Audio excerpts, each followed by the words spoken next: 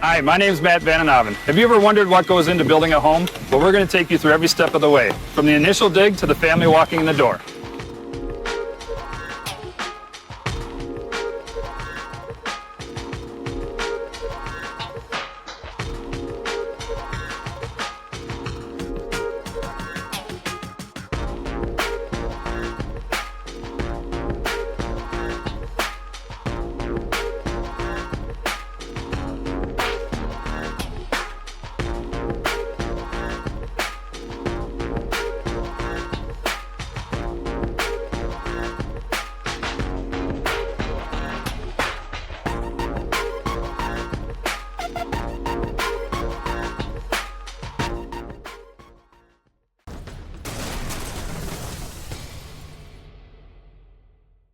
So what we've got going on today, we've got the walls poured.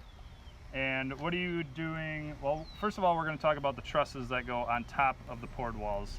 We've got them behind us here. Yep. And if you can tell us, I know they've changed through the years and obviously for the better. Can you tell us what the advantage of these type trusses as opposed to something that was built in the 80s or 90s and what's going on there? Well, a house that was built in the 80s or 90s probably has a 2x10 floor joist for their floor system. And that is just a solid board that stands upright on the foundation. And what this is a engineered designed floor truss that allows you to have spaces through the floor system. So in the future, when you go to finish your basement, you don't have to have bulkheads. But the other advantage is it's a much stronger, much more sturdy floor, so you can hold up any weight you possibly could think of inside the house. Okay, so structurally it's better as far as weight bearing, that sort of thing. But also, when you finish your basement in those, basically when we grew up, 80s and 90s, you had to drill through those boards or try to get around them somehow, which is not advisable. Yeah, all your wiring would run through the boards in the 80s and 90s, and I mean there's still home builders that build that way today on some of their houses with the 2x10 floor system. Okay. But all that wiring runs through the boards, and then your heating and cooling system needs to be dropped down below the floor system. So any rec room in the basement, anything like that is probably going to have a bulkhead above, which is going to bring your ceiling height down. Yep. So, or if you didn't run through it, it was on the bottom of it, so then you're just losing space. Absolutely. And that's where this really comes in and helps there. Other homes may not use this system. What would be the advantage or disadvantage, or why not? The advantage is, again, where the structural soundness, it's going to be a better floor. It's engineered. You can run your mechanicals in it, so you get better ceiling height in the basement. A disadvantage is it costs more. A floor truss is going to be, I couldn't put a number on it, but substantially more money than a 2x10 floor joist system. Okay. But this is the way to go. This is the way to go. All right.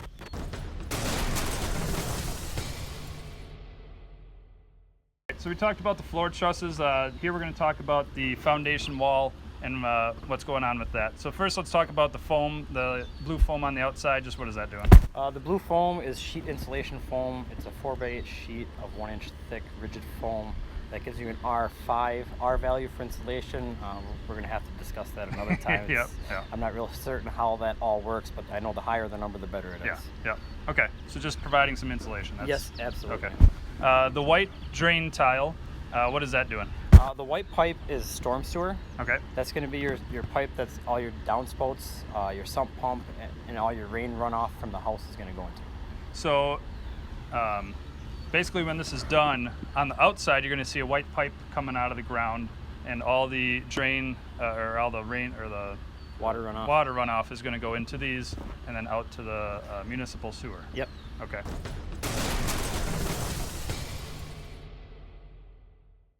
This is set up nicely where all that water is going to run off. A lot of homes don't have this system, and that's when you see, the water run off on the side of the house. Yeah, the downspouts will have the chutes on them, the extensions, so that they can come out in the yard. It's a great thing to run your lawnmower over, or it gets pinched shut or something. But the main goal is to get it away from the foundation. Yep. All right. So we got the walls on. We want to put these trusses on. Explain to me how we're going to put the trusses on the cement wall. We're going to use this machine we have called the SkyTrack to get them close to the house for us, and then we basically handle them by hand. We slide them out on the wall. Okay. Before we do that process, we have to put this sill plate down. It's a 2x6 treated board. People call it a sill plate.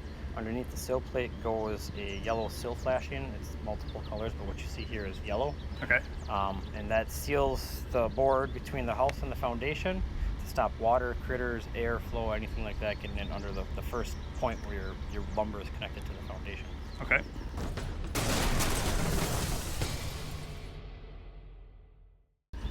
And while we have it here, while they're exposed, we have 2 metal rods sticking out here. What are those doing for us? That's the grounding rods for the electrical panel. So they drive those down next to the foundation, and Okay. that connects the wire to the panel, and that's where everything you have will be grounded. Your gas line will be grounded to that, and anything electrical gets grounded there. All right. All right. Thanks for your time. Yeah.